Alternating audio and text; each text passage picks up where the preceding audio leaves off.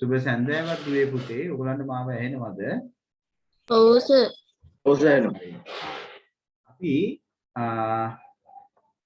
ඔයගලන්ට මම රෙකෝඩින් එක දැම්මේ නැද්ද මේ ගිය සතියේක? දැම්මනේ. දැම්මනේ. අපි බහුවශෝල කෝණ ගැනද සාකච්ඡා කරේ? ඔව් සර් 25.1 අභ්‍යාසය බලන්න තියෙනවා. 25 එක අභ්‍යාසය බලන්න තියෙනවා. ඔව් සර්. ක්‍රියාකාරකම් දෙක කරන්නත් කිව්වා සර්. ක්‍රියාකාරකම් දෙක.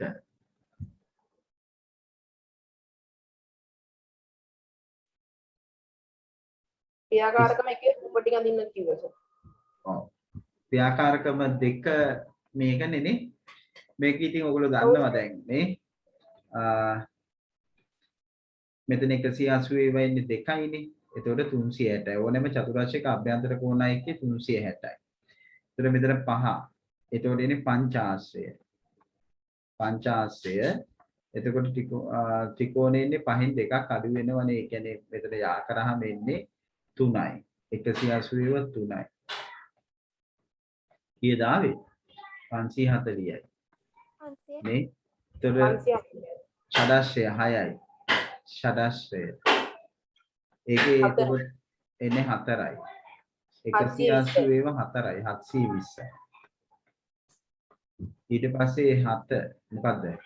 සප්තාශ්‍රය. සප්තාශ්‍රය. සප්තා ත්‍රිකෝණ 5යි. 180ව 5යි. 900යි. එතකොට 900යි. ඊට පස්සේ අෂ්ටාශ්‍රය. 8යි. 8යි. 8යි නෙවෙයි. එතකොට මෙතන ත්‍රිකෝණ ගන්න 6යි. 6යි සර්. මේ 6යි. ඊට පස්සේ 180ව 5යි. කීයද? 1080යි සර්. 1080යි. අනිවාර්යයෙන්ම පුතේ 180ක් වැඩි වෙනවා නේද? එන්නේ 180 වැඩි වෙනවා නේ. අන්න එහෙමයි එන්නේ.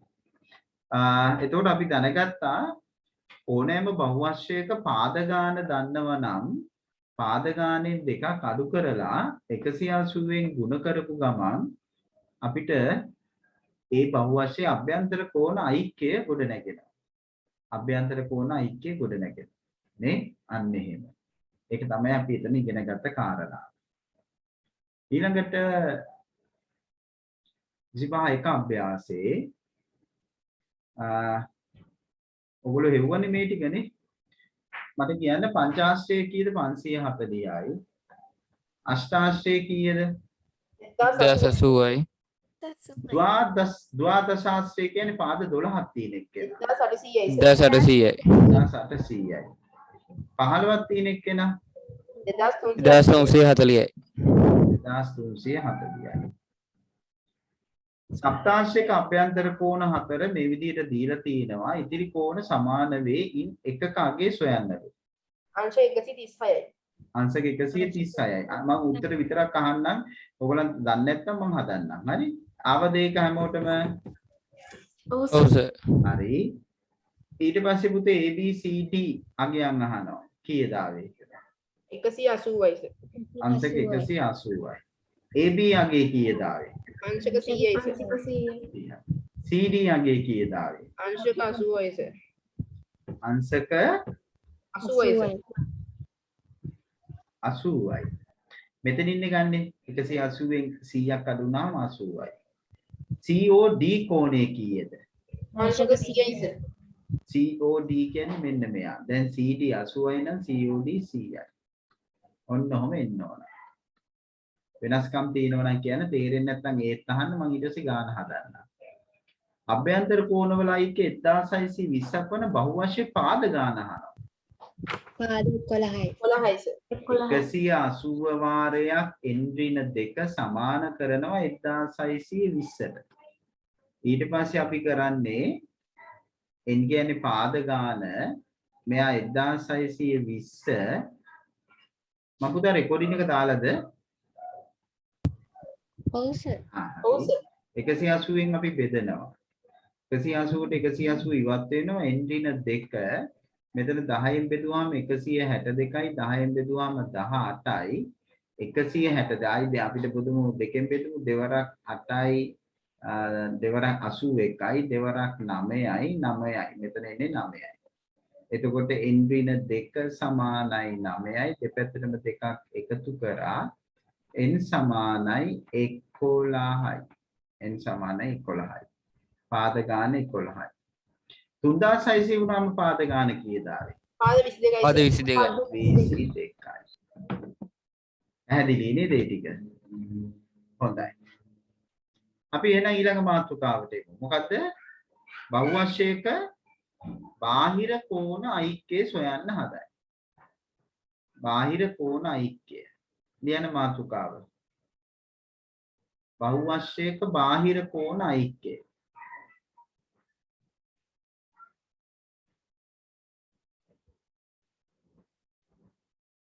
උදාලා ළඟ කඩදාසියක් එහෙම ළඟ තියෙනවද? කඩදාසියක් කතුරක් එහෙම තියෙනවනේ අපි ක්‍රියාකාරකම තුන කරමුද ඉක්මනට?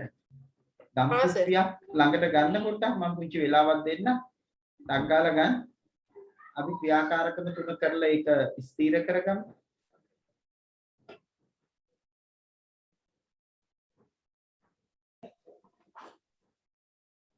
මාතෘකාව බහුවශ්‍යක බාහිර කෝණ ඓක්‍යය.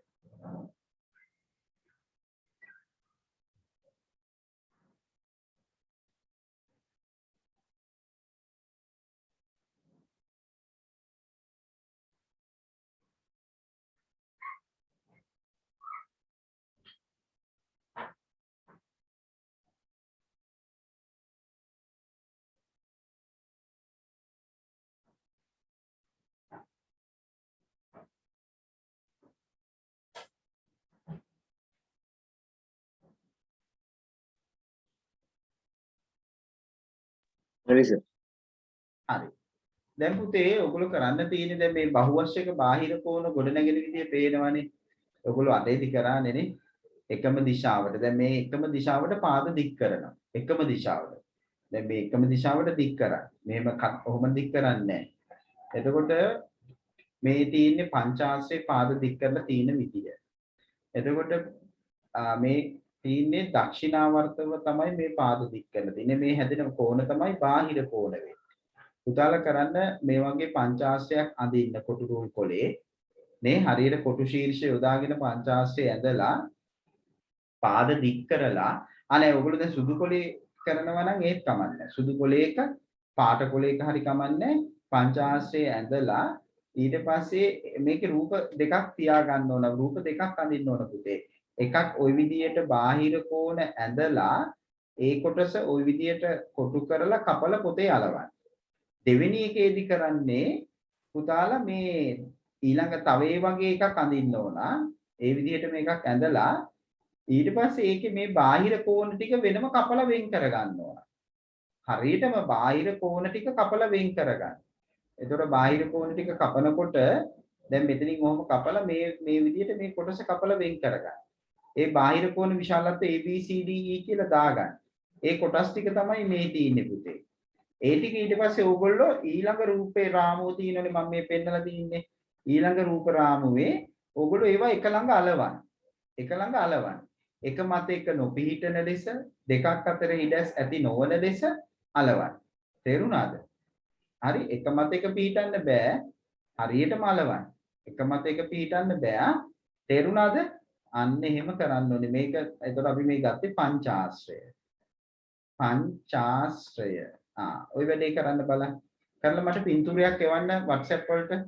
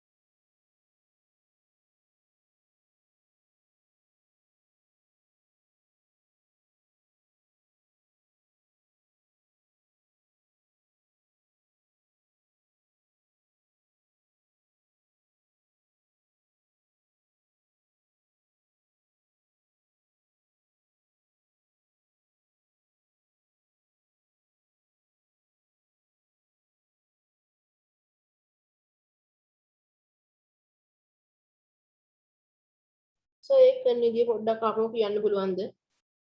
කරන්නේ මම ඔන්න white board එකේ අරන් පෙන්නන්න.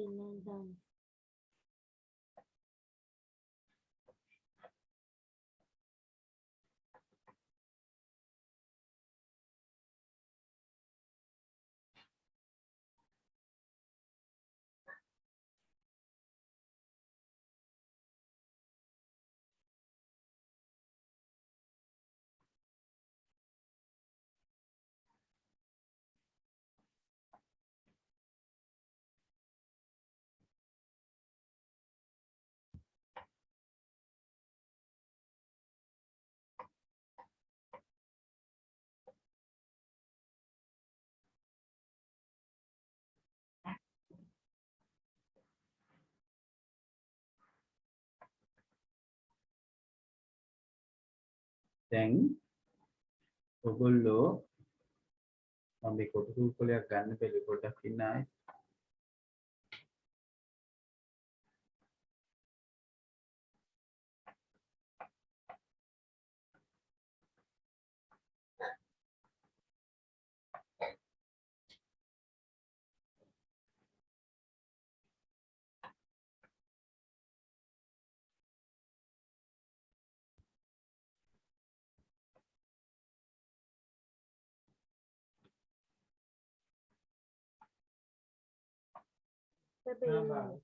පේන්නේ නේ ඔව් සර් වෙන්නේ.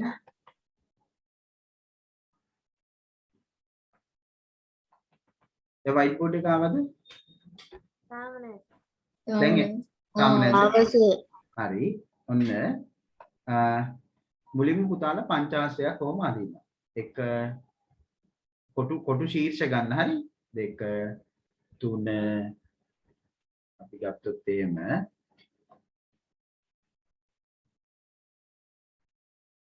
4 5 ඔන්න පංචාංශයක් ගත්තා. හරිද? ඊළඟට අපි දැන් මේගොල්ලෝ සුදු කඩදාසියනේ කරන්නේ. මේ පාදේ එන දිශාවට මොහොම දික් කරලා. ඔන්න ඔන්න. ඒ දිශාවටම අපි දික් කරනවා.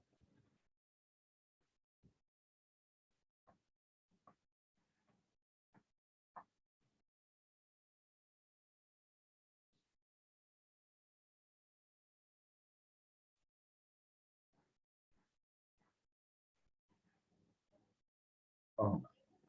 ඊළඟට අපි මෙව විශාලත්ව ලියා ගන්න. මේක A, මේක B, මේක C, මේක D, මේක E. ඔහොම ගත්ත විශාලත්ව. මේ බාහිර කෝණ. ඊට පස්සේ පුතාලා ඔය ඇඳපු එක ඊට පස්සේ ඔයගොල්ලෝ මේ විදිහට කොටු කරලා එක කපල වෙන් කරගෙන පොතේ අලව ගන්න. හරිද එතන? ඊළඟට කරන්නේ තව මේ වගේ එකක් අඳින්න. කෙලින්ම අඳින්න ඕනේ නෑ නේද? පොතේ තියෙන විදිහට ඇද්දේට අnder කමක් නැද්ද? කමන්නේ. ගැටලුවක් නැහැ. ඊට පස්සේ තව එකක් ඕගොල්ලෝ මේ වගේ තව එකක් ඕගොල්ලෝ අඳ ගන්න ඕනේ. තව එකක් ඇඳගෙන ඊට පස්සේ ඕගොල්ලෝ මොකද කරන්නේ? තව එකක් ඇඳගෙන ඒකේ ඕගොල්ලෝ මෙන්න මේ බාහිර කෝණය හරියටම කපලා වෙන් කර ගන්නවා. හතුරෙන් ඔහම කපලා වෙන් කර ගන්නවා. ඔය කොටස කියන්නකෝ. එතකොට ඒ කොටස කපලා වෙන් කරගත්තාම මේ විදිහට එනවනේ ඔන්න ඒ කෝණය ඔහොම එනවා. කොහොමද? මේ විදිහට ඒ කෝණය එනවා. හරි. ඒ වගේ B කෝණේ, C කෝණේ, D කෝණේ ඔහොම කපලා වෙන් කරගත්තා. ඊට පස්සේ ඒක ඒ ටික පුතා මේ සුදු කඩදාසියක අපිට මේ රාමුව තුල කියලා මේ රාමුව තුල ඒවා එක ළඟ අලවනවා අපි. එක ළඟ අලවනවා. දැන් ඔන්න සම්බන්ධ කළාද සර්? අනිවාර්යයෙන් එක මත එක පිහිටන්න බෑ. එක මත එක පිහිටන්න බෑ. දැන් ඔන්න A කියන කෝණය තමයි මේ ඇලෙන්නේ. ඊළඟට A ළඟින් B කෝණය අලවනවා. A ළඟින් B එක්කෙනාව අලවනවා. ඔහොම. එතකොට ඔන්න B. එක ළඟ එක. දැක්කනේ? ඊළඟට C වාලවන. තේරුණාද? මේ C. ඊළඟට D වලංගින් අලවන. D. මේ D. ඊළඟට මොකද වෙන්නේ? E. ඔන්න. දැන් තේරුණාද? ඔව් සර්. පළවෙනි රූපය, දෙවන රූපය, මෙයා ලිව්වා නම ෂඩස් පංචාශ්‍රය කියලා. සර් ඔක දැන් දෙවන්න ඕනේ. පංචාශ්‍රය. ඔබ දැන් එවන්න ඕනද? දාමු බලන්න පළවෙනි එක. මම ඔබට ගුපේ මේ කරා. සර් තාම හදනවා. සර් තාම හදනවා. හදනවා කියන්නේ තාම කරනවනේ නේ. ඔන්න දැන් කරපු අය දාන්න පාට කඩදාසි වුණත් පාවිච්චි කරන්න පුළුවන්. සර් ෂඩාශ්‍රයයි සප්තාශ්‍රයත් කරන්න ඕනද? අනිවාර්යයෙන්. ඒක තමයි මට ඕනේ. ඊට පස්සේ නෑ චතුරාශ්‍රයයි ෂඩාශ්‍රයයි. චතුරාශ්‍රයයි ෂඩාශ්‍රයයි කරා. ඒකත් දැන් කරන්න එතකොට ඔය වයිට් බෝඩ් එකේ තියෙන එක එපාද? මේකත් ඕන. චතුරාශ්‍රය, ෂඩාශ්‍රය, පංචාශ්‍රය. මේ ඔක්කොම දැන් ඕනද සර්? ඒ තුනම අපි හදමු. ආදෙට දැන් දාලා තිනොත් ඒ දාරා. ඔව් හොඳයි. අන්න මම ඒක මෙතනට ගන්නම්කෝ. මට මේ WhatsApp එක තමයි ගන්න බැරි.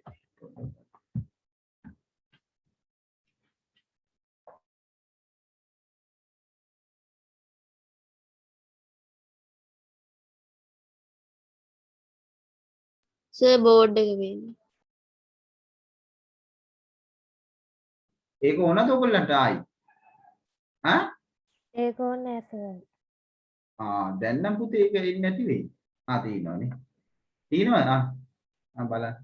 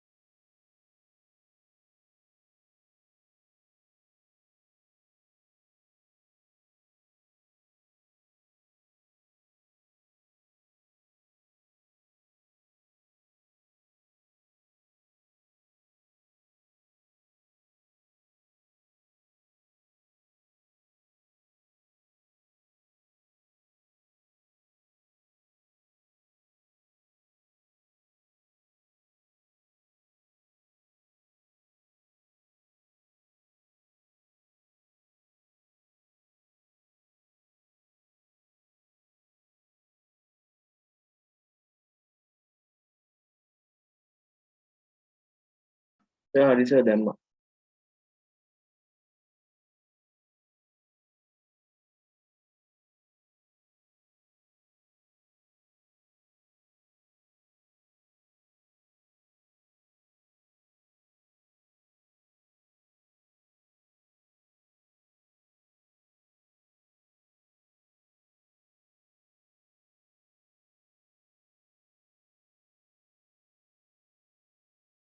ස්ක්‍රීන් එක පේන්නේ නැහැ තාම.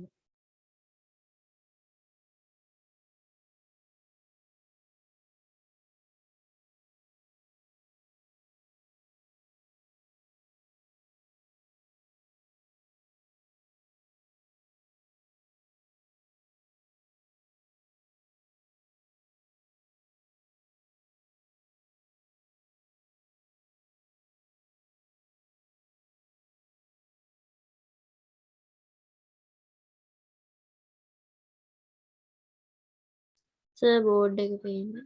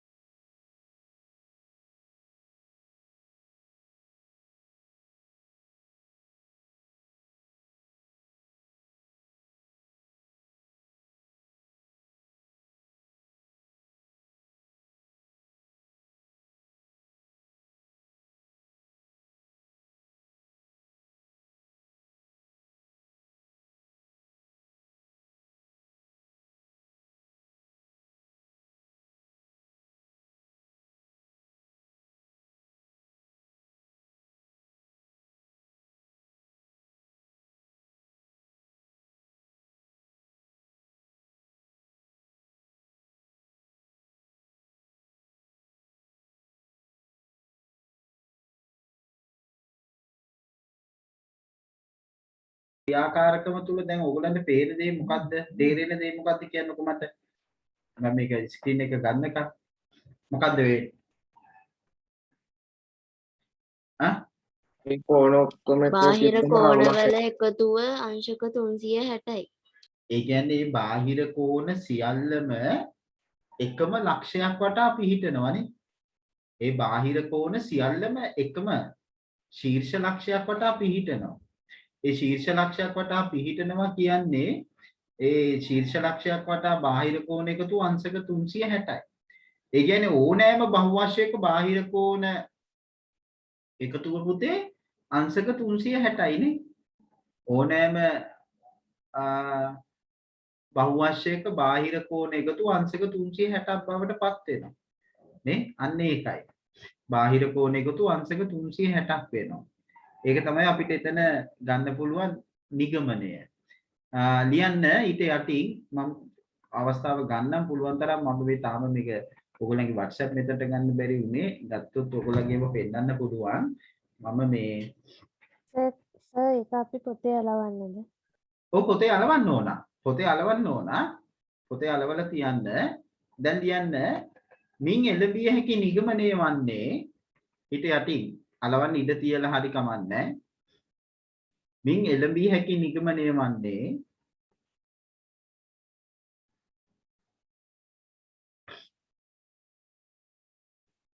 මින් එළඹිය හැකි නිගමනය වන්නේ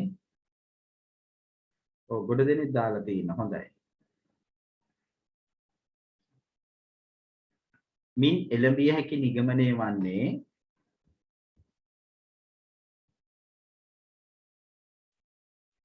ඕනෑම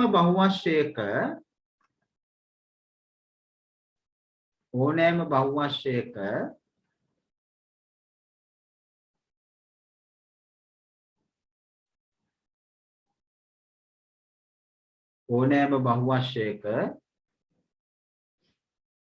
බාහිර කෝණ එකතුව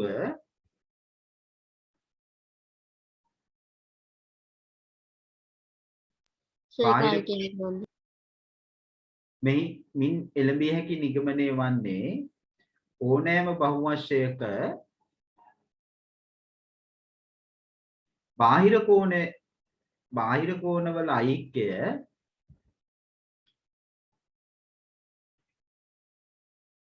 බාහිර කෝණවල අයික්‍ය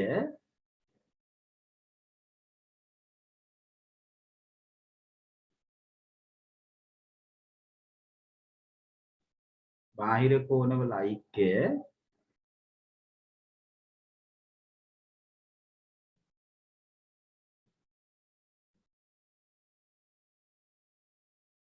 අංශක 360ක් වන බවයි. බාහිර කෝණවල අයික්‍ය අංශක 360ක් වන බවයි.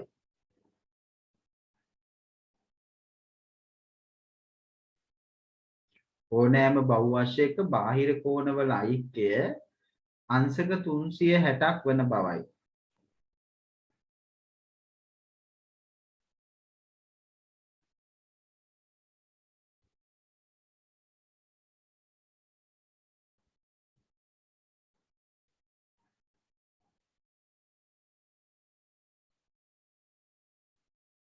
අංශක 360ක් වන බවයි.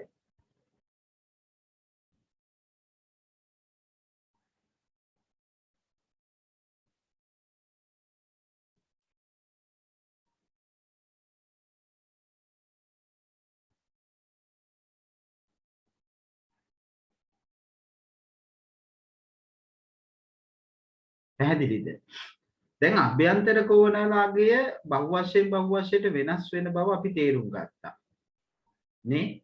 අභ්‍යන්තර කෝණවල ඓක්‍යය බහුවශයට වෙනස් වෙන බව අපි තේරුම් ගත්තා.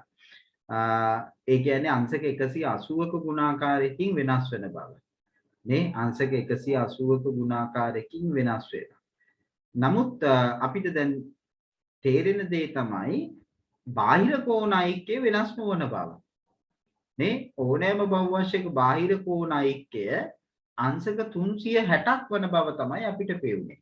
පාද 12ක් වුණත්, පාද 20ක් වුණත්, පාද 50ක් වුණත් ඕනෑම පාද ගණනක් තියෙන බහුවශයක අපි ගන්නවා බාහිර කෝණ ඓක්‍යය අංශක 360ක් වන බව. ඒක තමයි අපිට වැදගත්ම වෙන්නේ. අන්න ඒක තමයි පුතේ අපි තේරුම් ගත්තේ.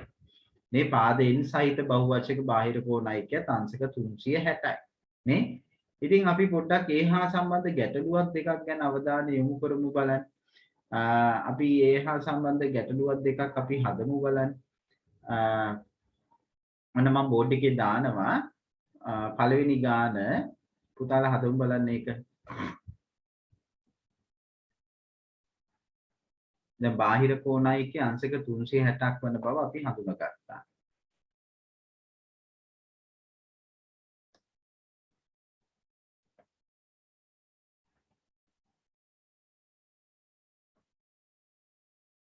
මෙන්න පළවෙනි ගැටලුව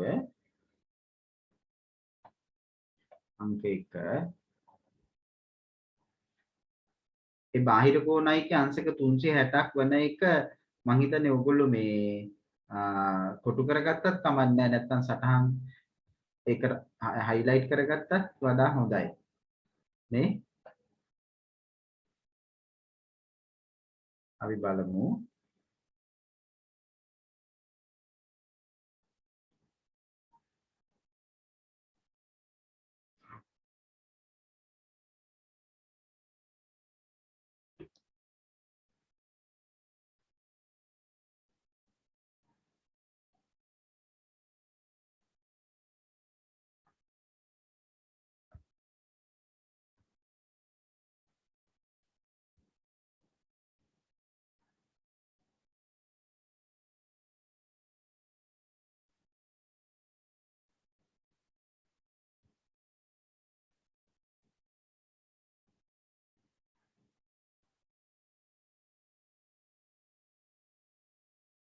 මාත් එක්කම අඳින්න. එතකොට ඔයගොල්ලන්ට ලේසි වෙයි පැන්සලෙන් අඳින්න.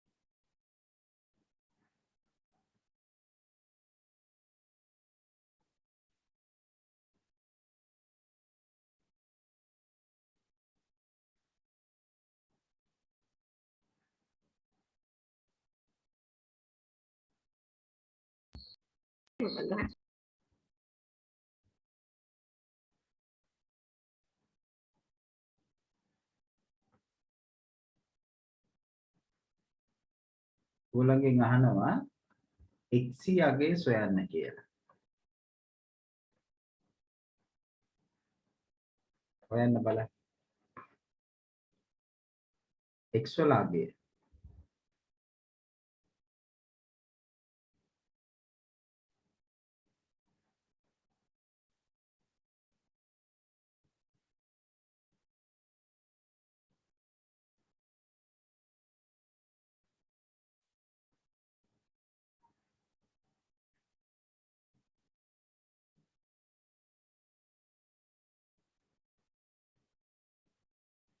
මට හොයලා කියන්න බලන්න ඉක්මනට.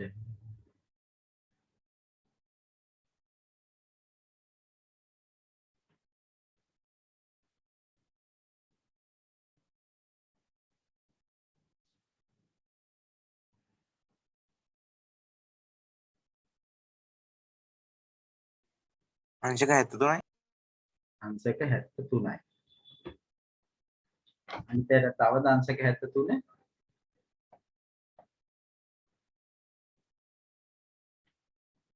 කොහොමද ගත්තේ? සමීකරණයකට ගියා නේද පුතා?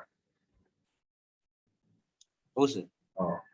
x එකතු කිරීම 2x එකතු කිරීම අංශක 20 එකතු කිරීම අංශක 80 එකතු කිරීම අංශක 40 සමාන කරනවා කීයද? අංශක 360ට. සමීකරණයක් තමයි ඒ. එතකොට ඒක ඊට පස්සේ අපි මේ සමීකරණය විසඳනවා. 2x x 3x එකතු කිරීම මේ ටික අපි එකතු කරා. 80යි 40 120යි 80යි 140යි සමානයි 360යි. එතකොට දැන් මොකද කරන්නේ? 3x එකතු කිරීම 140 අපි 360 අපි අඩු කරන 140. මේකෙනුත් අඩු කරන 140. 140ට 140 ඉවත් වෙනවා 3x සමානයි 220යි නේ. 220යි. 360 140 කඩ වෙනවනේ. එතකොට කීයද එන්නේ? 220යි. එතකොට x හොයන්න 3ෙන් බෙදන්න ඕනනේ. 3ට 3 ඉවත් වෙනවා. x 220 3ෙන් බෙදුවාම කීයද? 73.33. දශම වලට හරවන්නේ නැහැ පුතේ අංශක. එතකොට දශම වලට හරවන්නේ නැහැ. ඒතර 10 එනවා 3 වරක් 3 9යි ඉතුරු 1යි. ඔබ තියන්නේ 73යි 3න් 1යි. ඔන්න ඔහොම. මිශ්‍ර සංඛ්‍යාවකින් තියන්නේ දශම කරන්න එපා. දශම කරොත් වැරදි. මොකද අංශකෙන් 10න් පංගු නෙවෙයි අපි වෙන් කරන්නේ 60න් පංගු. ඒ වලට කියන්නේ කලා කියලා. ඒව ඉස්සරහට ඔයගොල්ලෝ ඉගෙන ගන්න. බලන්න අඩුපාඩු තියෙනවා නම් හදාගන්න.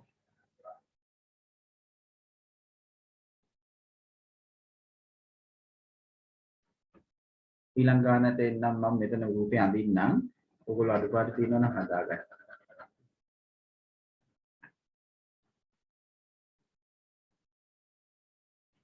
ඊළඟ ගානේ මෙයාව මෙහෙම ටික් වෙනවා.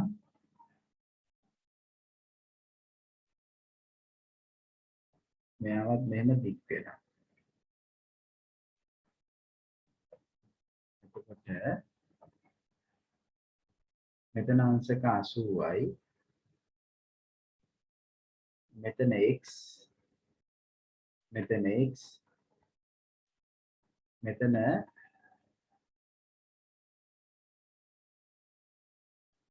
අංශක 70යි.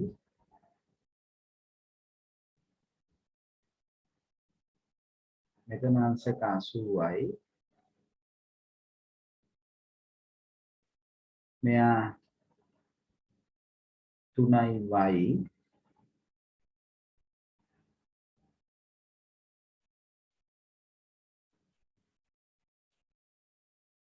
ඔයගොල්ලන්ගෙන් අහනවා x සහ y සොයන්න.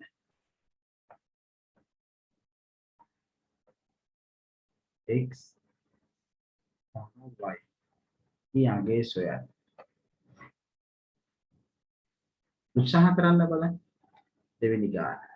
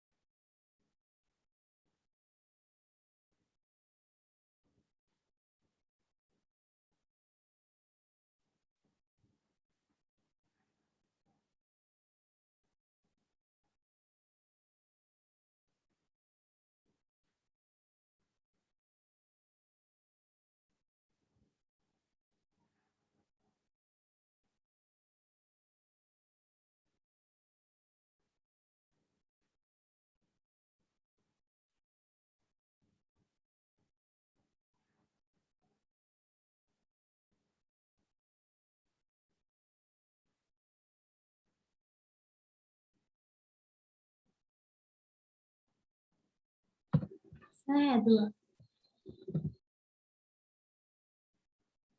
x කීයද පුතේ ආවේ? x සමානයි 50යි. x සමානයි 50යි. එතකොට y y සමානයි අංශක 53 3න් 1යි. x සමානයි 50යි y සමානයි අංශක කියන්නේ 53යි 3න් 1යි. 53යි 3න් 1යි. අනිත් අය තවද උත්තර?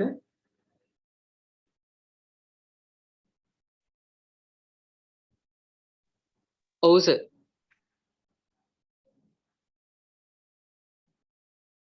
මං හදන්නද දැන්?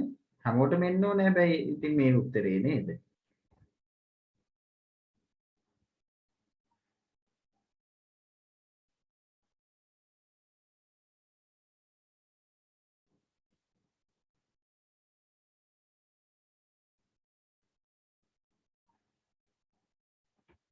ඔව් ඔන්න මං හදනවා.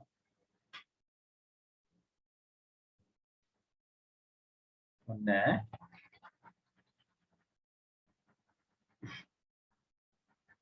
සමීකරණ වලට යන්න තියෙන්නේ ඉතින් නේ අපි අර ඉගෙනගත්ත මූලධර්මය නිවැරදිව යොදා ගන්න තියෙන්නේ. හැබැයි දැන් ඕගලන්ට පේනවා බීජ ගණිතය පිළිබඳ දැනුමත් ඕගලන්ට ඕන. නේද? ඔන්න මේ ත්‍රිකෝණයෙන් ගන්න පුළුවන් නේ x එකතු කිරීම 80 සමානයි 180යි. එතකොට xx 2x එකතු කිරීම 80 සමානයි 180යි. දැන් මොකද කරන්නේ? දෙපැත්තෙම 80ක් අඩු කරා. මෙයාගෙනුත් 80ක් අඩු කරා. එතකොට මෙතන මොකද වෙන්නේ? 80ට 80 ඉවත් වෙනවා 2x සමානයි 100යි. x සමානයි 100 බෙදීම 2යි. x සමානයි පුතේ අංශක 50යි. ඒක හරිද? හරි. එතකොට අමායක් උත්තරේ එතන ආවා. ඊට පස්සේ මෙතන දැන් බාහිර කෝණ ගන්නකොට එකම දිශාවට එන්න එපා. එතකොට දැන් මේ කෝණේ දන්නේ නැති වුණාට අපි දන්නවා මෙයා ප්‍රතිමුඛයි එහෙනම් මෙයාත් x. මේක හරි මේක හරි මේක හරි මේක හරි මේ වටේට එන්නේ. එතකොට එන්නේ x වෙනුවට අපි දැන් දාන්නේ 50. 50 මෙයාව හරි. ඊට මෙතන 50 එතන එනවා. ඊට පස්සේ 70 80 ඊට පස්සේ 3යි y සමානයි 360යි. එතකොට මේ ඔක්කොම එකතු කරා. 8යි 7යි 15යි. එතකොට 8 7 150යි 150යි 100යි 250 එකතු කිරීම 3යි y 360යි. දැන් 250ක් අපි අඩු කරා. මෙයාගෙනුත් 250ක් අඩු කරා. එතකොට 3යි y මෙතන එනවා 110යි. මේ 110ක් y කියන්නේ 110 බෙදීම 3. එතකොට එන්නේ 110 3ෙන් බෙදුවාම පුතේ 3 වරක් 3 9 ඉතුරු 2යි 20යි 6 වරක් 3 18යි ඉතුරු 2යි. හරි නේද? ඔව්. 3 වරක් 3 9යි ඉතුරු 2යි 20යි 3 වරක් 6 10 වරක් 3 18යි ඉතුරු 2යි. එතකොට අමායා 36යි 3ෙන් 2 නේද පුතේ එන්න ඕනේ? ඔව් සර් මට වැරදුනා මම ඒක කපලා හදලා තිබ්බ මම කපපු එකයි කිව්වේ. හරි 36යි 3ෙන් 2 හරි දාගන්න. ඔය විදිහට එන්න ඕනේ. ඔන්න.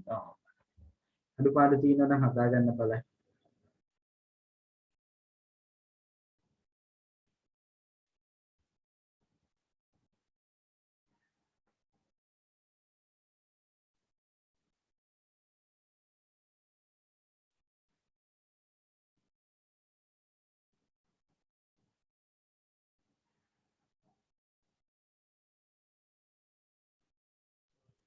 හරි සර්.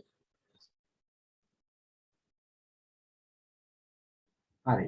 එහෙමනම් පොඩක් ඉන්නද? ඔව්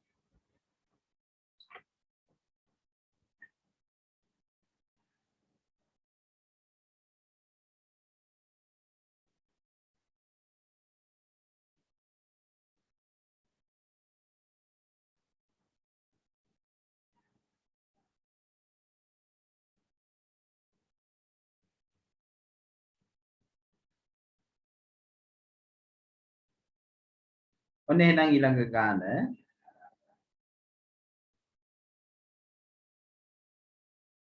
ඊළඟ ගාන මෙහෙම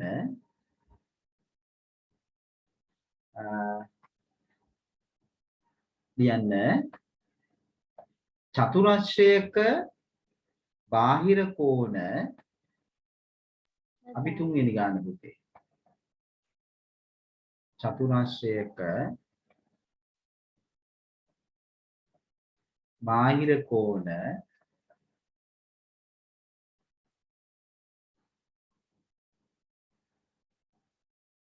දෙක අණු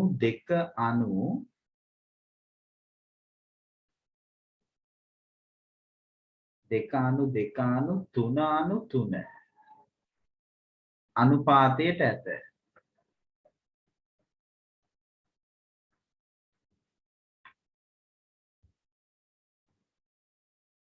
එම බාහිර කෝණ වල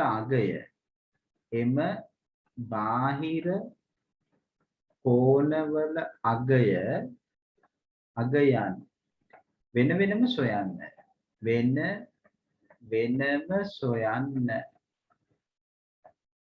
හදන්න බලන්න. එම බාහිර කෝණ වල අගයන් වෙන වෙනම සොයන්න.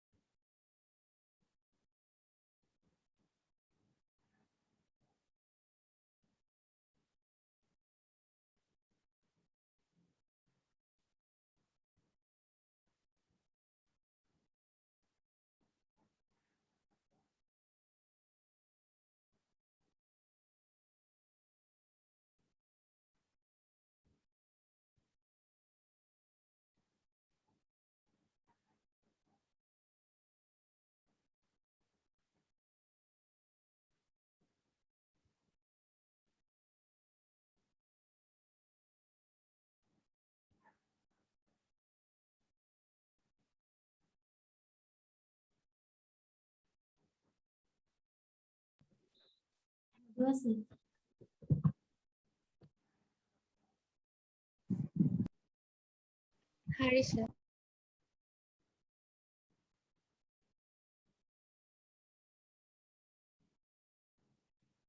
හරිද?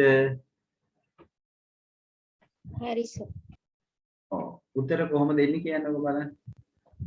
අංශක 72යි අංශක 72යි 108යි අංශක 108යි. 360 හැදෙනවද? ඔව්නේ. ඔව් සර්. ඔව් කොහොමද සර්. ගත්තේ මේක? සමස්ත කෝණ එකතුව 360යිනේ. බෙදුවා කොටස් මේ කොටස් ගානේ. 2 2 4යි 4යි 3යි 7යි. 7යි 3යි 10යි. 10යි. එතකොට එක කොටසක් කීයද? 36යි. 6යි සර්. 36යි. එතකොට 36 වා 2යි. එතකොට 72යි. 6ව 3 108යි. 36 වා 3 අංශක 108යි. 108යි. අන්න හරි. ඔන්න ඔහමයි පුතේ ඒකේ. මං හිතන්නේ දැන් දුවල පුතාලට ඒ කොටස පැහැදිලි ඇති. නේද? ඒ කොටසේ ඔයගලන්ට අභ්‍යාසය කරන්න පුළුවන් අනිවාර්යයෙන්ම. අභ්‍යාසය කරන්න පුළුවන්. දැන් අපි එමු පුතේ සවිධි බහුවශ්‍ය කියන කාරණාවට. සවිධි බහුවශ්‍ය. ලියන මාතෘකාව සවිධි බහුවශ්‍ය කියලා. සවිධි බහුවශ්‍ය.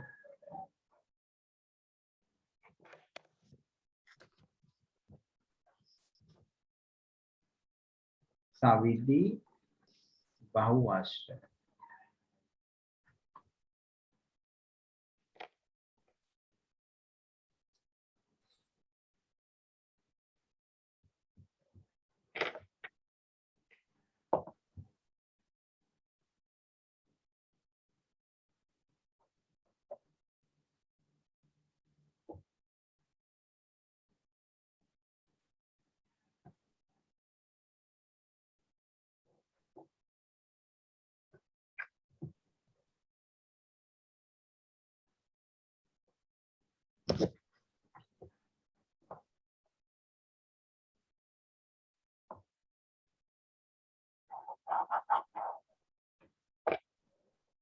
ඔව් සවිදි බහුවචන ලියන්න මෙහෙම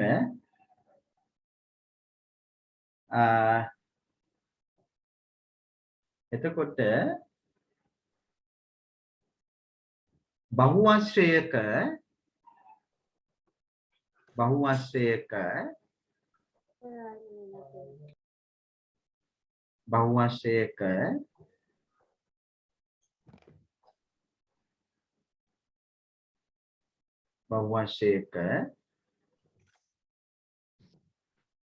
පාද සියල්ල දිගින් සමාන වේ නම් හා පාද සියල්ල දිගින් සමාන වේ නම් හා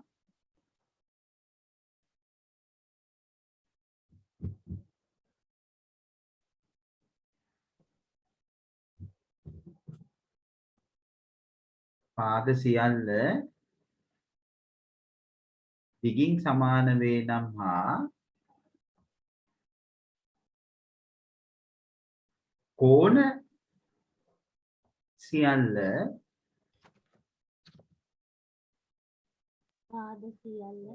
පාද සියල්ල දිගින් සමාන වේ නම් හා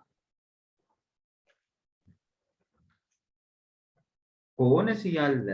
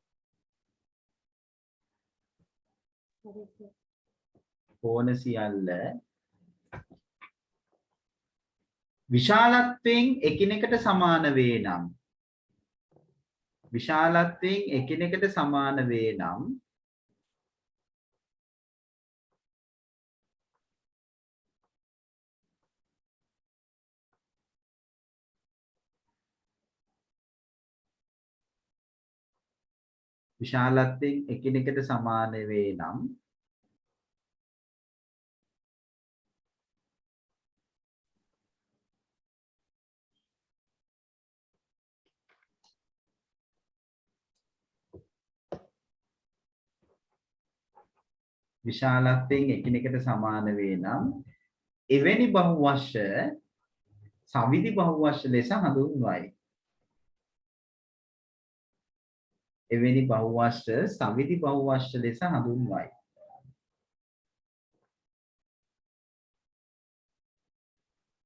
එවැනි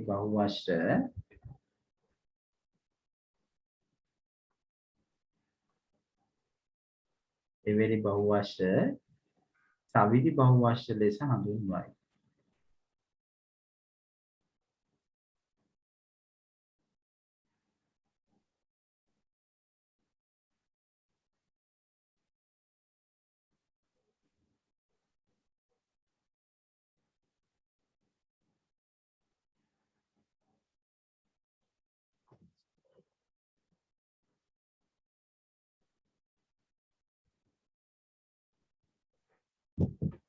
ඒ කියන්නේ පුතේ ඔයගොල්ලෝ දන්නවා මේවයි හතේ පන්තිදී ඉගෙනගත්ත දේවල්.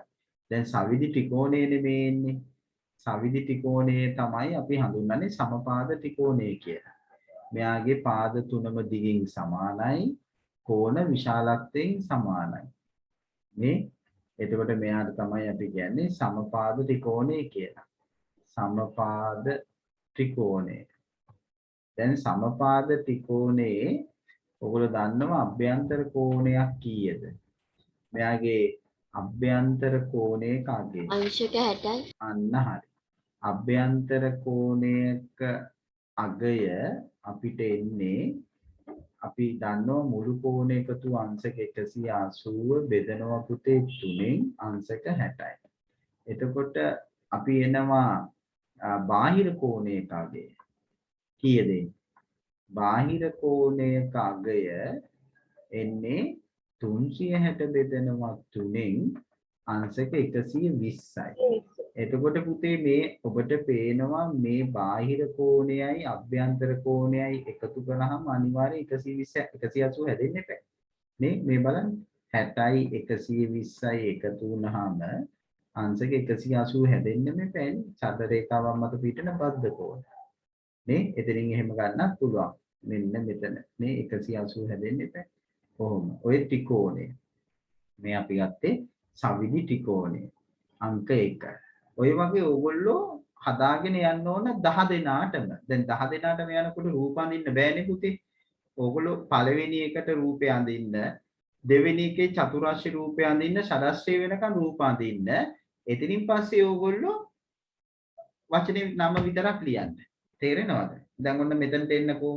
ඊළඟට ඔන්න මම චතුරාර්ය අමාත් උදව් කරන්න. චතුරාර්ය අඳින්න පැන්සලකින් මේ විදියට. ඇඳලා ඒ ටික 10 දශාශ්‍රය වෙනකන් අපි යන්න ඕන. චතුරාර්යයක් අඳින්න ඕන. එතකොට මේකේ සවිදි චතුරාර්ය sorry. සවිදි චතුරාර්යයට එන්න ඕනේ. සම චතුරාර්ය. සවිදි චතුරාර්ය. සම චතුරාර්ය. එතකොට මාත් එක්කම කරන්න.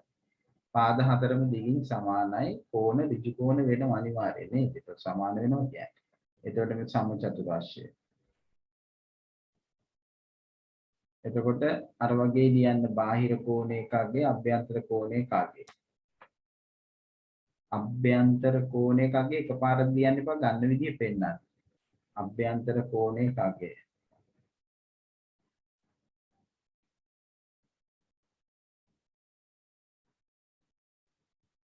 එතකොට කරන්නේ 360 බෙදනවා 4.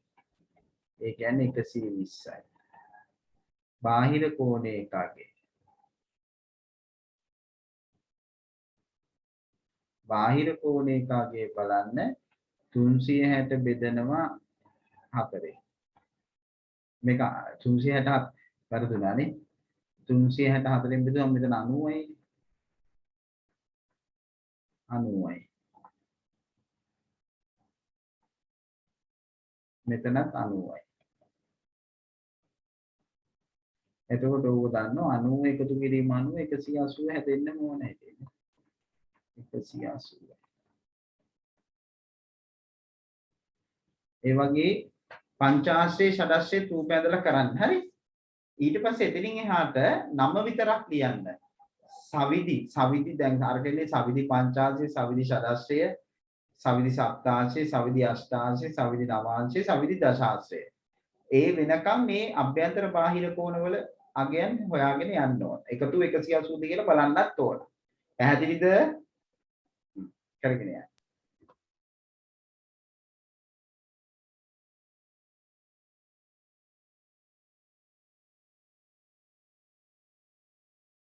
පැහැදිලිකමක් තියෙනවා නම් අහන්න.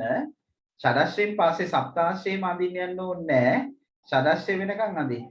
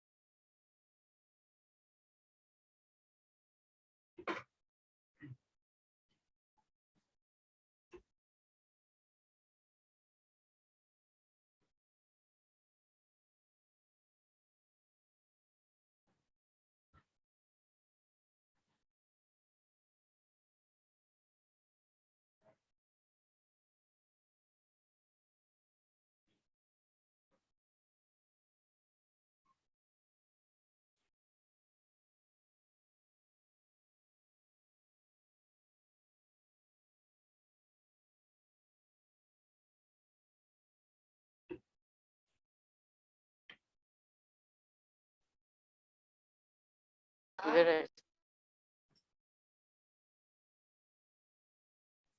නෑ සර් පොඩ්ඩක් වෙලා ඉන්න.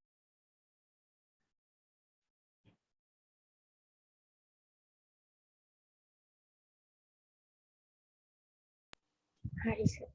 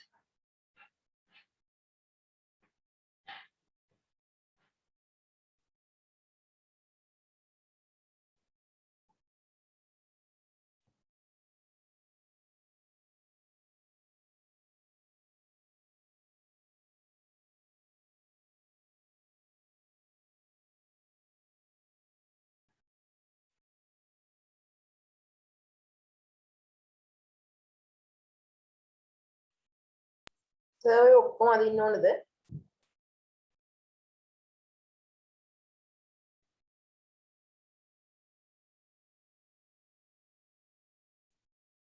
සර්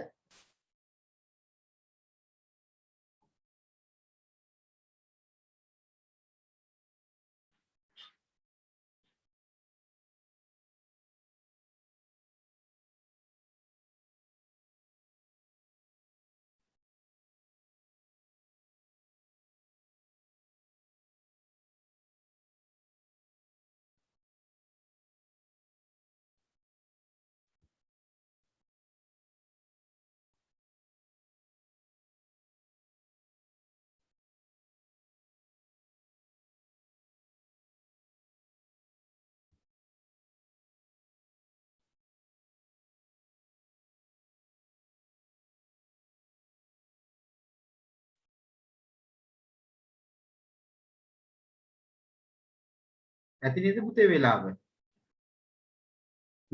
දැන් සර් මේ බලමුද? සේරම අදින්න ඕනද? මේ සේරම අදින්න ඕන සර්.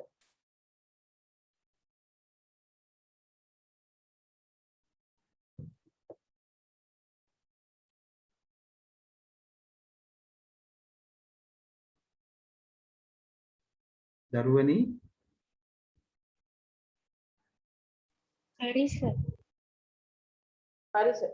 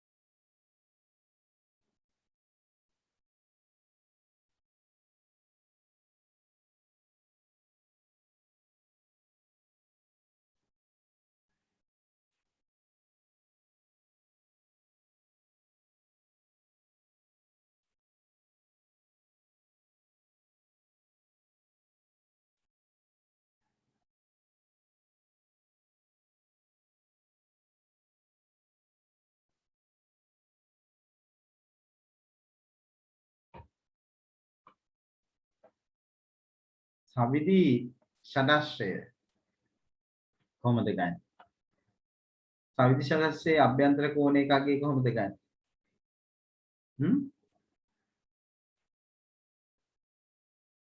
කෝ කතා කරන්නේ? සවිදි පංචාශ්‍රය කීයදාවය? 60යි සර්. එකගේ අභ්‍යන්තර කෝණ වලගේ ආයස 305 60යි. 540 බෙදුවා කීයෙන්ද?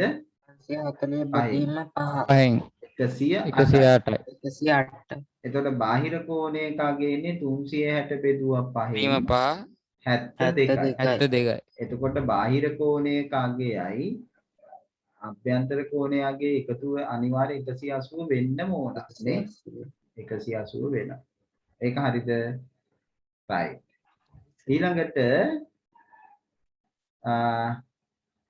ඊළඟට අපි එනවා සවිදි ෂඩශ්‍රය 720යි. 720 අපි බෙදනවා කීයෙන්ද? 6. එතකොට 120යි. 120යි. ඊට පස්සේ 360 බෙදනවා 6. කීයද? අංශක 60යි. එතකොට පුතාලට පේනවා 120යි 60යි එකතු වුනහම කීයද? අංශක 180යි. ඒක එහෙමයි. සවිදි සප්තාශ්‍රය කීයද? සවිදි සප්තාශ්‍රය වුණොත් 900යිනේ. 180යිනේ. ඒක 9 අපි බෙදන්න ඕන සප්තාශ්‍රය 7ෙන් බෙදන්න ඕන. කීයද ආවේ ඔයගොල්ලන්ට? 900 7ෙන් බෙදුවාම 4ක් 1 7යි ඉතුරු 1යි 10ට. එතකොට මෙතන ඉතුරු 2යි 20ට. 20ට එන්නේ 4ක් 2 14යි ඉතුරු 6යි 60ට. එතකොට එන්නේ 8යි 8 වරක් 7 56යි ඉතුරු 4යි. මේක එන්නේ 128යි 7ෙන් 4යි. තේරුණාද? 128යි 8ෙන් 4යි. ඊට පස්සේ සවිදි සප්තාශ්‍රයනේ. එතකොට බාහිර කෝණයක් වෙන්නේ 360 බෙදනවා 7ෙන්. 360 7ෙන් බෙදනවා. එතකොට 4ක් 5 35යි. ඉතුරු 1යි. 10යි. 4ක් 1 7යි. ඉතුරු වෙනවා 3ක්. ඒ කියන්නේ 51යි 7ෙන් 3යි. ඔන්න ඔහොමයි. ආවද ඒක ඕගොල්ලන්ට? ඔව් සර්. අන්න එහෙමයි. අෂ්ටාශ්‍රය කොහොමද? 1080යි නේ? කීයද බෙදුවේ? 8යි. කියන්න දැන් ඕගොල්ලෝ මට. 300ට 8ෙන් බෙදන්නත් ඕන. කීයද? උත්තර දෙන්න. මාව ඇහෙන්නේ නැද්ද ඕගොල්ලන්ට?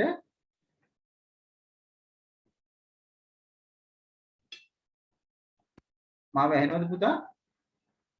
ඔව් සර් එහෙනම් එනවා සර්. කීයද ආවේ පුතේ මේකේ? කරේ නැද්ද ඕගොල්ලෝ? අෂ්ටාශ්‍රය සර් අභ්‍යන්තර කෝණයක 135යි 135යි බාහිර බාහිර කෝණය අංශක 45යි අංශක 45යි 180 හැදෙනවනේ. නවාංශය කීයද? නවාංශය අභ්‍යන්තර කෝණයක කීයද? එතකොට එන්නේ මෙතන 180 එකතු මේ. එතකොට 1260යි සර්. 1260යි. බෙදුවා 9. කීයද? 1260යි. 1260. කීයද? 140යි. 140යි සර්. බාහිර කෝණයිකේ 369 බෙදුවාම 40යි නේ. 180 හැදෙනවා. සවිදි දශාශ්‍රය 1440යි. නේද පුතේ? 10න් බෙදුවාම 144යි. 360 10න් බෙදුවාම 36යි. ඒත් හැදෙනවනේ 180. නේද? අන්න එහෙම ওই ටික ඔයගොල්ලෝ දැනගෙන ඉන්න ඕන. ওই ටික ඔයගොල්ලන්ගේ දැනුමේ තියෙන්න ඕන. විශේෂයෙන් දශාශ්‍රය වෙනකන්වත්. නේ? දශාශ්‍රය වෙනකන්වත් ඒ කාරණාව තියෙන්න ඕන. පැහැදිලි? අපි ඒ ටික හරි නේද? ඔයගොල්ලන්ට ගැටලුවක් තියෙනවා නම් අහන්න සද්ද නැතුව ඉන්න එපා.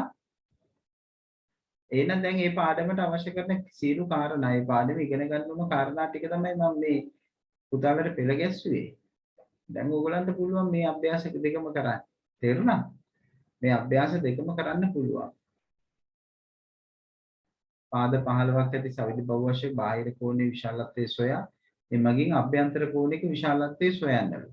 ඉතින් බාහිර කෝණයක විශාලත්වය දන්නවනම් අභ්‍යන්තර කෝණයක විශාලත්වය හොයන්න මොකද කරන්න ඕනේ? 180න් අඩු කරා නම් හරි. නේ? අන්න ඒකත් අපි පොඩ්ඩක් මෙහෙම ලියාගමු. සවිධි බහුවශයක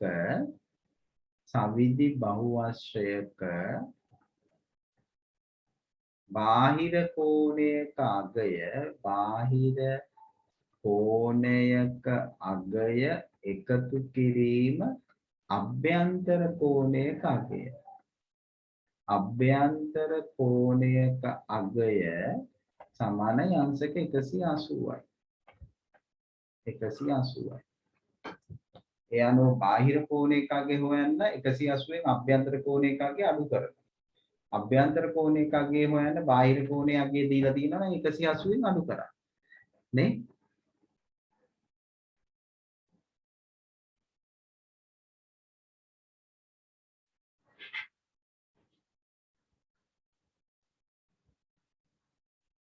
හරි. ඔව් පුතේ. ඒ අපි අවසන් කරේ බහුවශ පාඩම. බහුවශ පාඩම පිළිබඳව තමයි දුවල පුතාලට මම මේ පැහැදිලි කරලා දුන්නේ. අපි ඒතකොට ඕනෑම බහුවශයක අභ්‍යන්තර කෝණ අයික්‍ය හොයාගන්න දන්නවා, බාහිර කෝණ අයික්‍ය හොයාගන්න දන්නවනේ. ඒ අනුව ඊට පස්සේ අපි මේ සවිධි බහුවශ ගැන තමයි සාකච්ඡා කරේ. ඊළඟට අපි විජ්ජීය භාග පාඩම අවසන් කරා නේද? එතනින් ඒක කරලානේ අපි බහුවශ පාඩමට ආවේ. මේ බහුවශ පාඩමට ආවේ ඒකෙන් පස්සේ. ඊට පස්සේ අපිට තියෙන්නේ පරිමාණ පාඩම. පරිමාණ රූප පිළිබඳව. ඒකට නම් වෙනම අපි කරන්න ඕන. ඒ කියන්නේ අපිට ඒකට සූදානමක් තියෙන්න ඕන. ඒකට සුදු කඩදාසි තියෙන්න ඕන, කෝණමාන තියෙන්න ඕන. මට ඒක ඕගොල්ලන්ව පෙර දැනුවත් කරන්න බැරි වුණා. කෝණමාන ඕන. ඒක ටිකක් ක්‍රියාකාරී පාඩමක්. ඒක අපි පසුවට තියමු. ඊට පෙර අපි එකක්වත් අතහැරියද පාඩම් බලමු පටුම මතක් කරගන්න. දත්ත නිරූපණයේ තියෙනවා. එතනට එනෝ අන්තිම පාඩම. ප්‍රස්තාර පාඩම. ප්‍රස්තාර? දත්ත නිරූපණයේ සහ අර්ථකථනය. දැන් අපි අසමානතාහ කරානේ. දසමානතා හරිද? ඔව් සර්. කරානේ? කුලක ඔව් කරා. සර්. වර්ගඵල කරා. සම්භාවිතා කරා. බහුවශ ඒ භාග වෙනහන් කළාස. විජ්ජීය භාග. දැන් මේකෙන් මේ අපි දැන් මේකට පුතේ අර පෙර සූදානමක් ඕන. ඒකෙන්නේ ඒකට අදාළ උපකරණ අවශ්‍යයි, කොළ අවශ්‍යයි. ඒක මම පොඩ්ඩකට තියලා මෙතනට එන්නම් එන. අවසානයේකට. දත්ත නිරූපණය හා අර්ථකථනයට. හරි? එතනට එන්න. අපිට එතකොට තව දවස් දෙක තුනකින් වගේ මේ ආවරණය වෙනවා විෂය නිර්දේශය. පුතාලට පොයින්ට් කියලා ඉතින් කිසි අඩුපාඩුවක් වුන්නේ නැහැ විෂය නිර්දේශේ නේද? ගැටලු දැන් තියෙනවා නම් ඒවා මාක් කරලා කියන්න මම ඒවා ආයි නැවත ඔයගලන්ට කියලා දෙන්න. ඊට පස්සේ ඉතින් අපි දිගටම පුනරීක්ෂණ සහ ප්‍රශ්න පත්‍ර වලට තමයි යන්නේ. තේරුණාද? මේක සංඛ්‍යාන තේමාව යටතේ තියෙන පාඩමක්. ඉතාමත්ම වැදගත් මාතෘකාවක් මේක.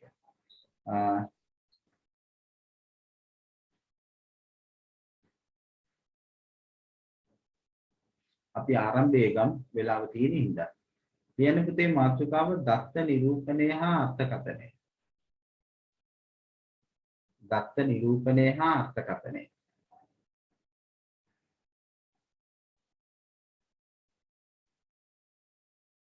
මම මොනවත්ම කියන්නේ නැතුව මුලින්ම ඔයගලන්ට පුනරීක්ෂණ අභ්‍යාසය පොඩ්ඩක් දෙන්නද බලන්න. මේ ගණන් දෙක හදන්න බලන්න. හරි ඊට පස්සේ මම සාකච්ඡාව පටන් ගන්නම්. පුනරීක්ෂණ අභ්‍යාසය පටන් ගන්න බලන්න. පුතාලා කැමති නම් පුනරීක්ෂණ අභ්‍යාසයේ මේ හෝම්වර්ක් පොතේ කරන්න. පොතට ගාව ගන්න නැතුව හෝම්වර්ක් පොතට ගන්න. පුනරීක්ෂණ අභ්‍යාසයේ. එතකොට අපිට සටහන් පොතේ සටහන පිළිවෙලට ගන්න පුළුවන්.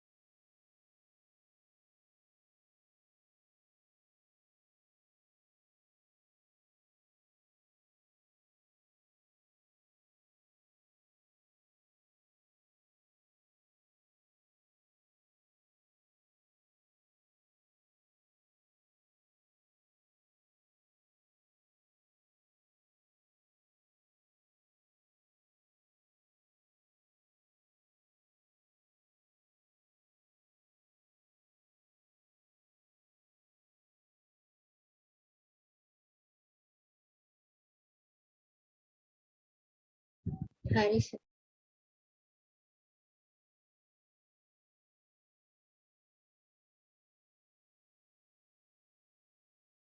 හරිද? හැමෝම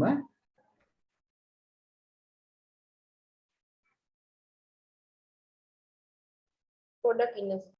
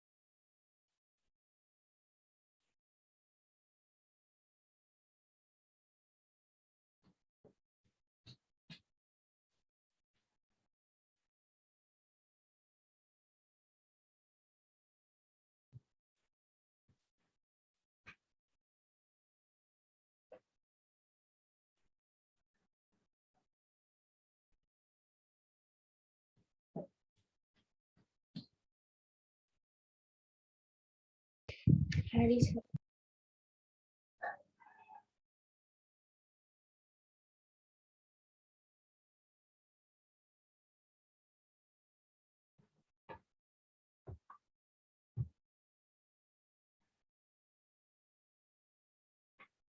හරිනේ? කොහොමද වෙන්නේ?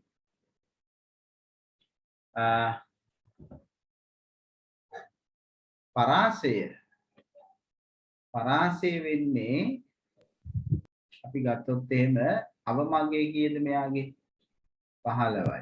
උපරිමග්ගේ කීයද 18යි. පරාසය වෙන්නේ 18න් 15 අඩු වෙනවා. කීයද පුතේ එතකොට? 3. මාතේ කියන්නේ වැඩිම වාර ගණනක් සඳහන් වල යෙදෙනාගේ කීයද? 16. 16. මධ්‍යස්ථයේ ගන්න නම් මොකද කරන්න ඕනේ? දත්ත පිළිවෙලට සටහන් කරගන්න ඕන. එතකොට 15 ආරෝහණ පිළිවෙලට යමු. 15 ඒවා 2යි. ඊට පස්සේ 16 1යි 2යි 3යි 4යි. 4යි සර්. 16 ඒවා 4යි 1යි 2යි 3යි ඊට පස්සේ මෙතන පොඩ්ඩක් ඉන්න. 15 ඒවා 2යි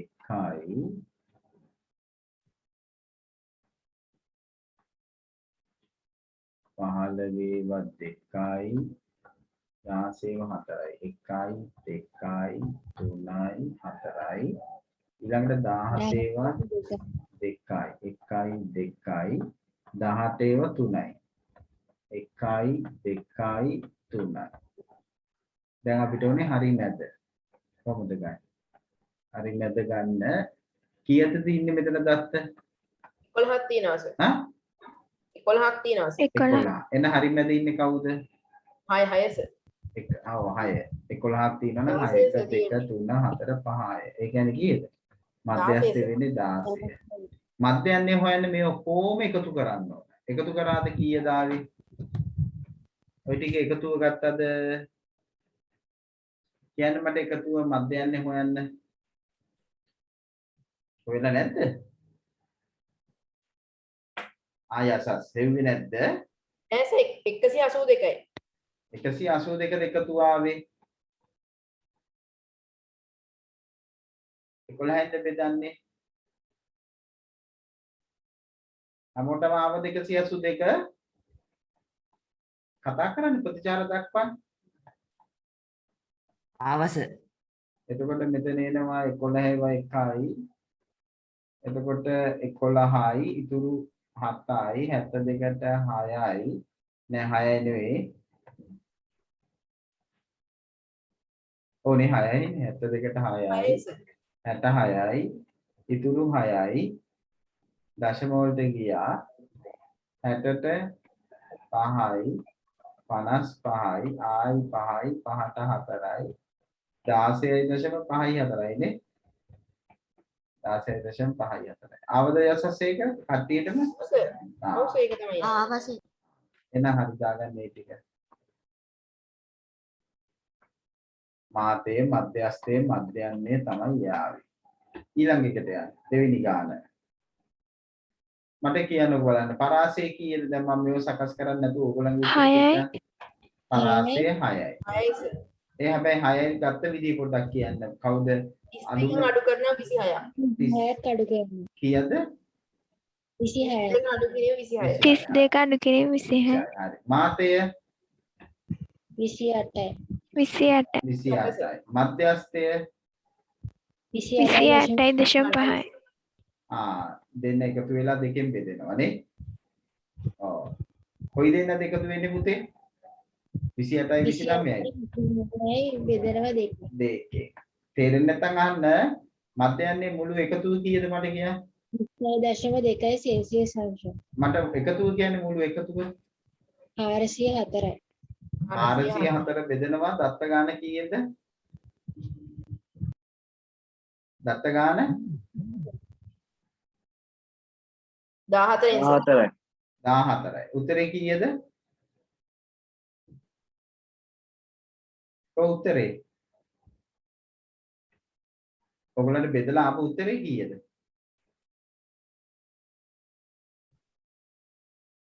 ආරසිය 4 නෙවෙයි දෙන්නේ.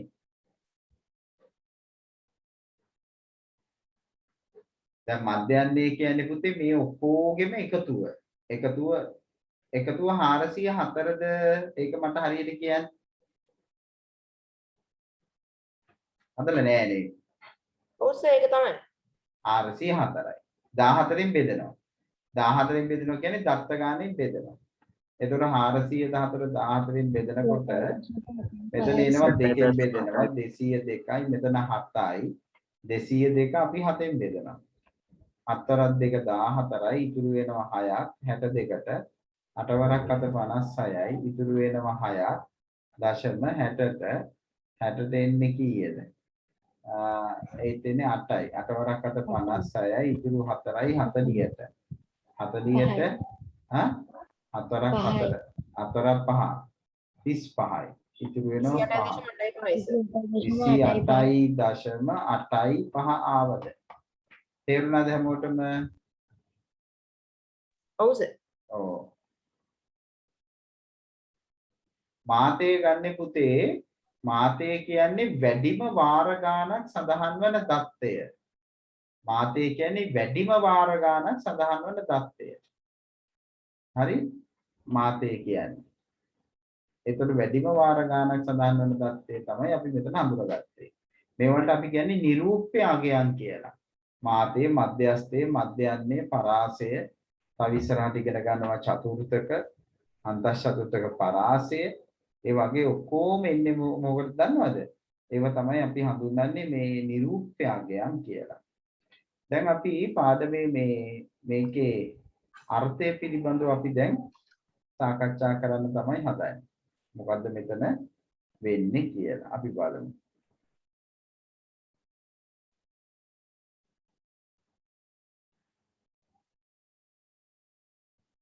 දරුවනි දැන් මේක සංඛ්‍යානයට අයිති මාතෘකාවක් නේ. මේක සංඛ්‍යානයේ තේමාවට අයිති මාතෘකාවක්. එතකොට ඔන්න බලන්න මේකෙදි වෙන්නේ පුතේ මෙන්න මෙහෙමයි. අපි ගත්තොත් එහෙම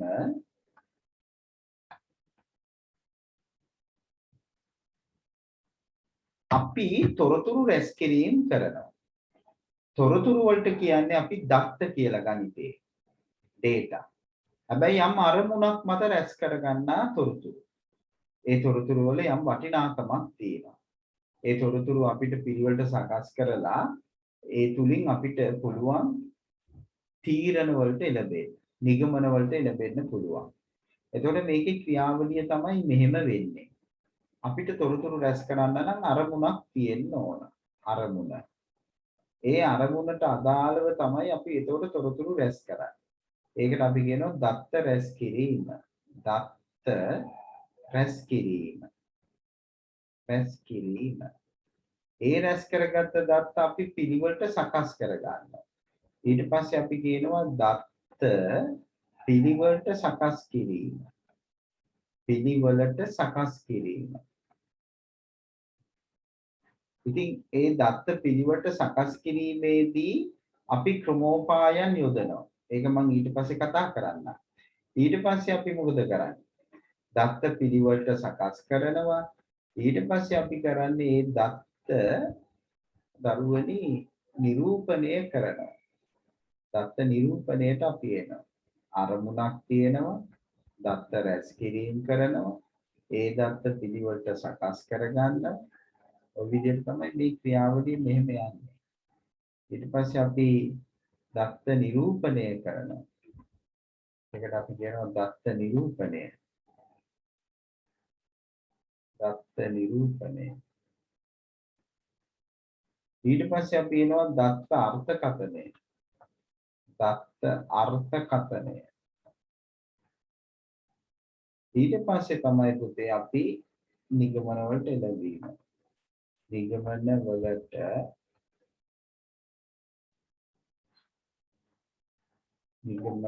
එළඹීම.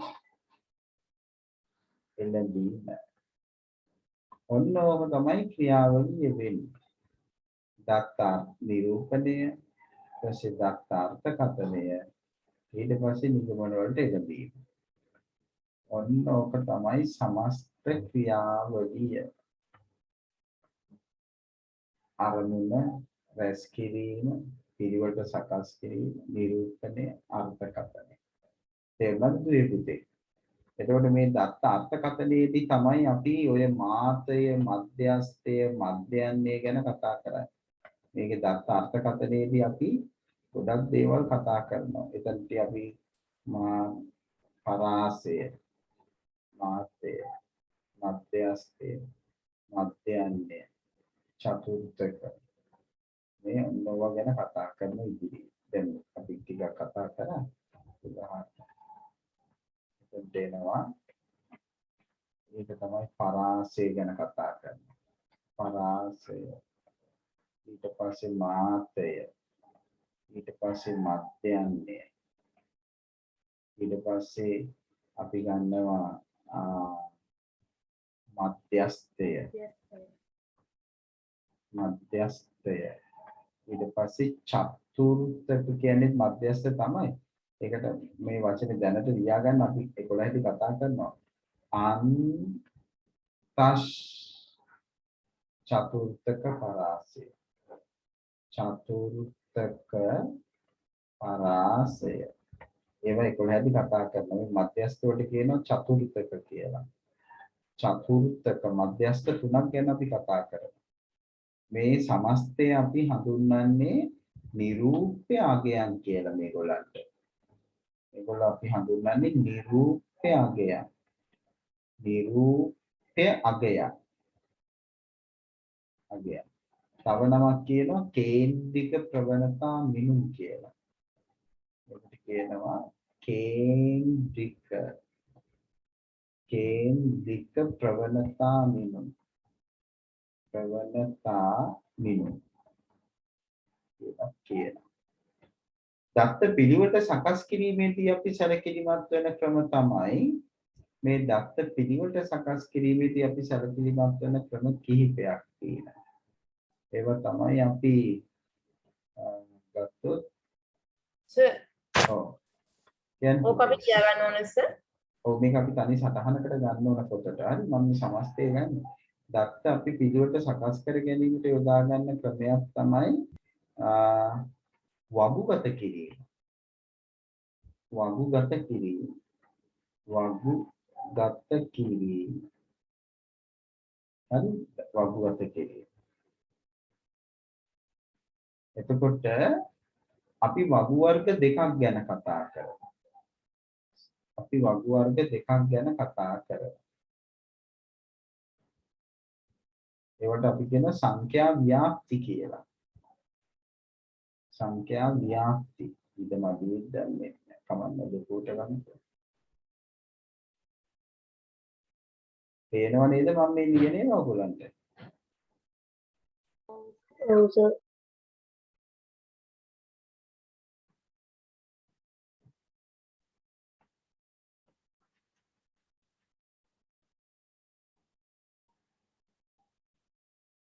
ලියන්න පටන් ගන්න ඕගොල්ලෝ නැත්නම් වෙලාම කියනවා.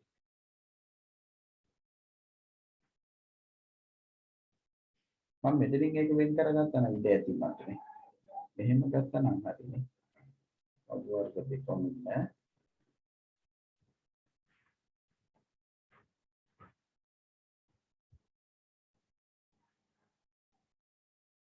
නැත්නම් ආකමට අපිට නෝදා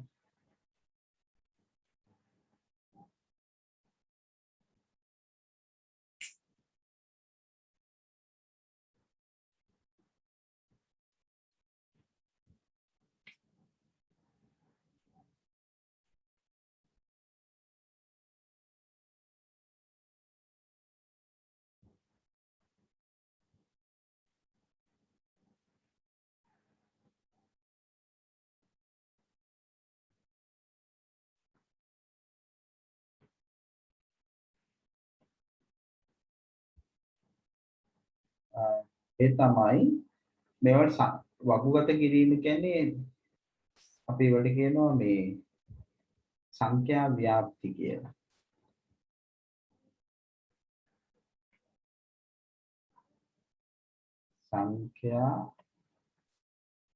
සංඛ්‍යාත ව්‍යාප්ති. සංඛ්‍යාත ව්‍යාප්ති. සංඛ්‍යාත ව්‍යාප්ති හරි. මම ඒගොල්ලන් මෙතන කියන්නම් සංඛ්‍යාත ව්‍යාප්ති. සංඛ්‍යාත ව්‍යාප්ති වර්ග දෙකක් එනවා. එකක් තමයි සමූහිත සංඛ්‍යාත ව්‍යාප්ති. සමූහිත සංඛ්‍යාත ව්‍යාප්ති.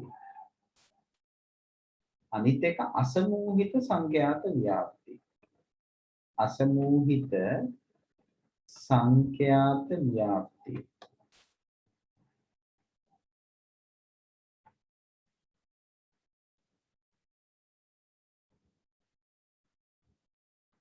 සමූහිත සංඛ්‍යාත ව්‍යාප්ති අසමූහිත සංඛ්‍යාත ව්‍යාප්ති.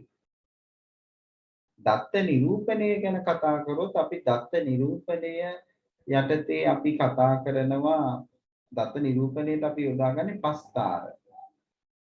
එතකොට අපි ඒකේ ප්‍රස්ථාර වර්ග ඉදිරියේදී ප්‍රස්ථාර තමයි අපි භාවිතා කරන්නේ. දත්ත නිරූපණයේ මාධ්‍යය තමයි ප්‍රස්ථාර. ඒ යටතේ අපි ප්‍රස්ථාර වර්ග 3ක් පිළිබඳව අවධානය යොමු කරනවා. මේ සමස්තය පෙන්වන්නේ කෙලින්ම 11 පන්තියවත් එක්කමයි. ඒක ඔයගොල්ලන්ට දල අවබෝධයක් එනවා. ප්‍රස්ථාර වර්ග 3ක් අපි අවධානය යොමු කරනවා. ඒ තමයි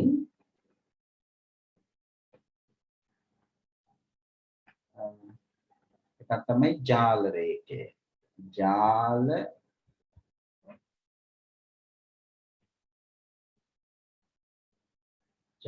රේඛය.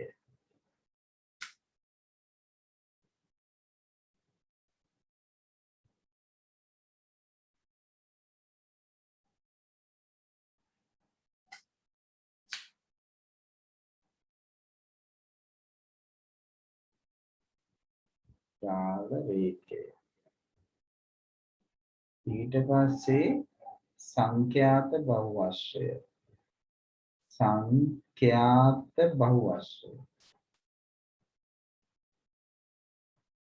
ඊට පස්සේ සමුච්චිත සංඛ්‍යාත වක්‍රය.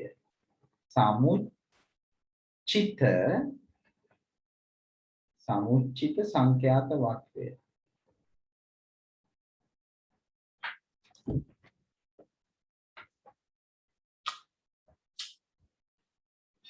සමුච්චිත සංඛ්‍යාත වක්‍රය.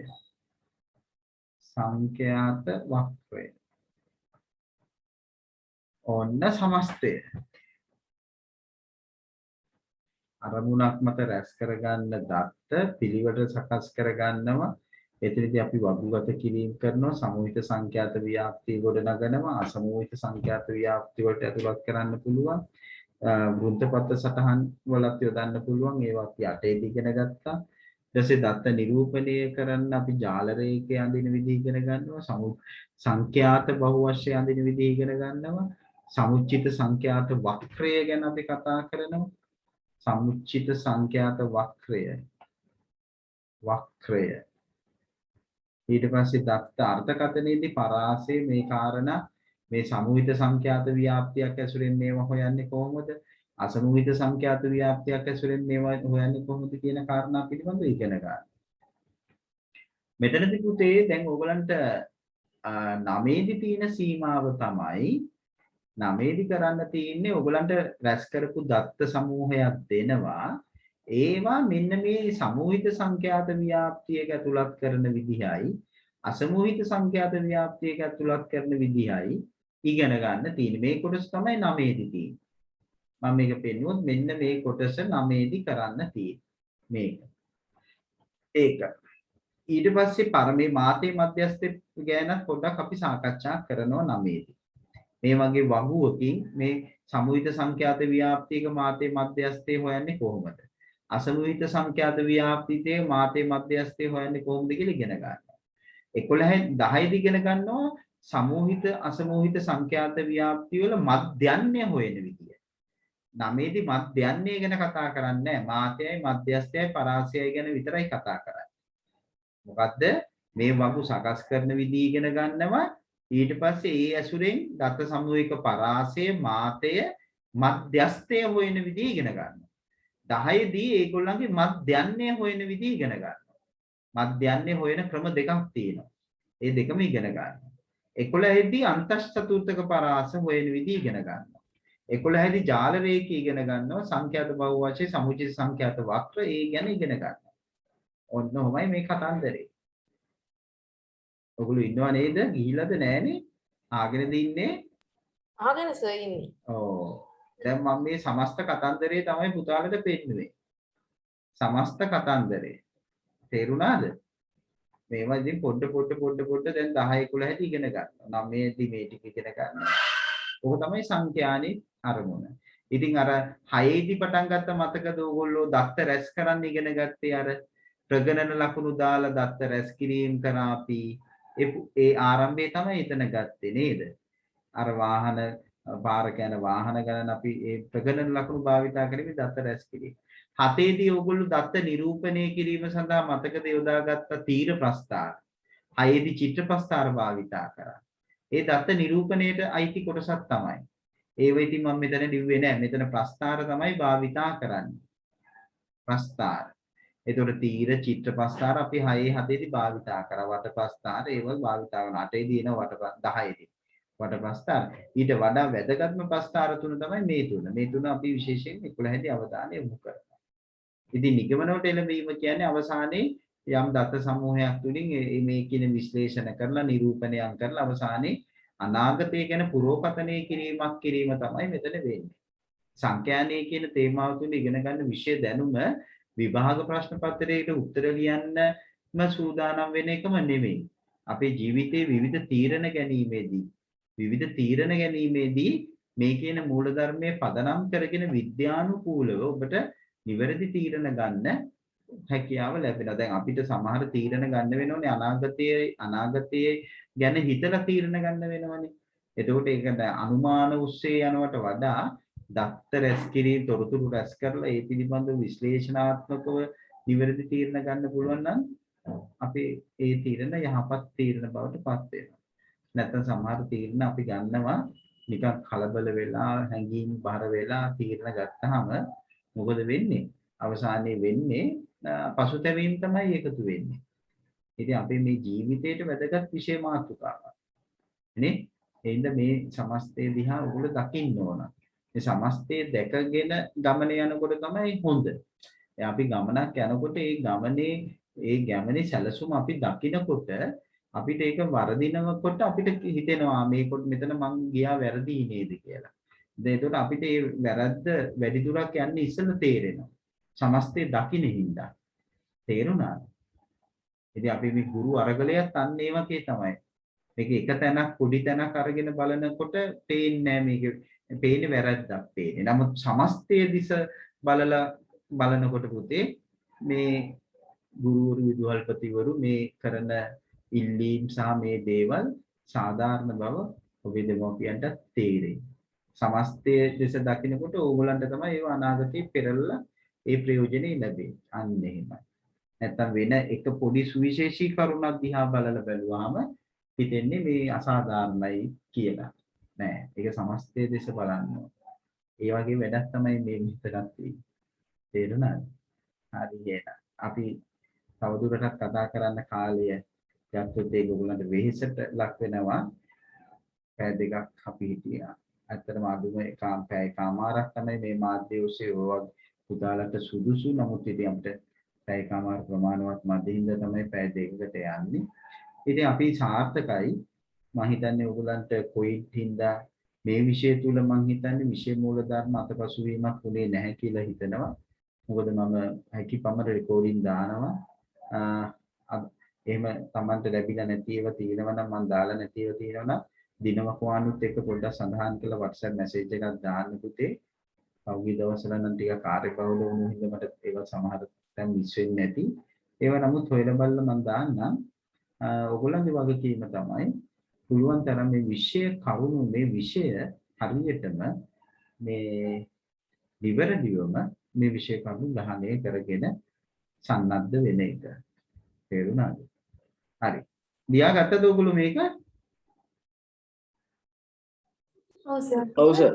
ලියාගෙන තියෙන්නේ නේ. වචන හරියට ලියාගත්ත නේද? පටලව ගත්තද? පොඩ්ඩක් චෙක් කරමු.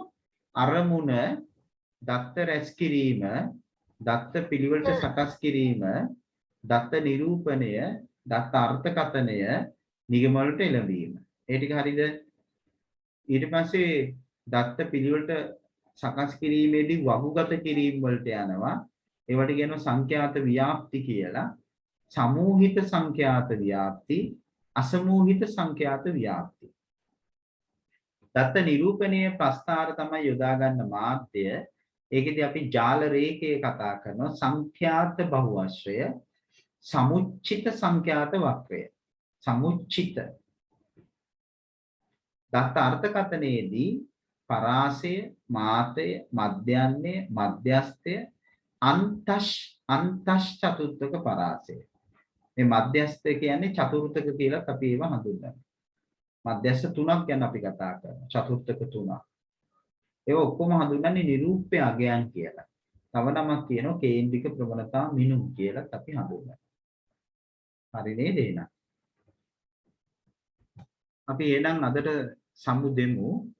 නැවත මුණ ගැහෙන බලාපොරොත්තුවෙන් එතෙක් දුවල පුතාලට සුබ අනාගතයක් කියලා ප්‍රාර්ථනා කරනවා. ඒ වගේම සුබ රාත්‍රියක්. අයිබෝවන්. ඔයගලන්ට ගැටලුවක් තියෙනවා නම් අහන්න. සුබ රාත්‍රියක්. අයිබෝවන්. Thank you, sir.